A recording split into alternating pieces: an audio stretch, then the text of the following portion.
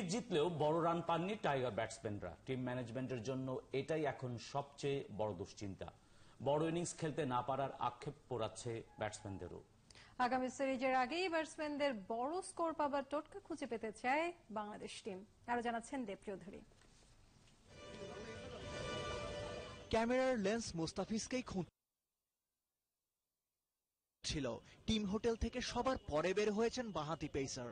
মাঠে ভয়ঙ্কর, অথচ কথার বেলায় নাই, অনুরোধেও কাজ হয়নি। গণমাধ্যমকে এড়িয়ে গেছেন মোস্তাফিজ।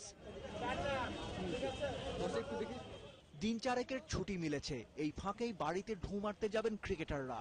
জানিয়ে গেলেন ভারত বধের টুকিটাকি। যদি হোয়াইট ওয়াশ করতে পারতাম তাহলে আরেকটু বেশি ভালো লাগতো। তারপরও আমি বলবো যে আমরা ওভারঅল অনেক ভালো ক্রিকেট খেলেছি। Really good that we have been the coaching part and we have done our homework really paid well. So we are very happy. Next series south আফ্রিকার সাথে তো চেষ্টা করব শুরু থেকেই টি-20 থেকে আমরা জিতার মুখ দিয়ে শুরু করার। গোটা ওয়ানডে সিরিজে বড় রান পাননি ব্যাটসম্যানরা। 3 ম্যাচে 4টা 50, যার 2টাই সাকিবের। ইনিংস টানতে না পারার রোগটা সাউথ আফ্রিকা সিরিজের আগে দলকে ভাবাচ্ছে। এই 40, 50 বা 60, 70 যেগুলো হচ্ছে সেগুলো বড় হবে, লম্বা হবে, 100 হবে।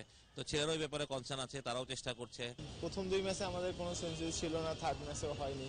নেক্সট টাইম চেষ্টা করব যে ইনিংসগুলো বড় করার জন্য, আর যে ভুলগুলো হচ্ছে তাড়াতাড়ি রিকভার করার জন্য। 25 তারিখ ঢাকা ছেড়েছে ভারত।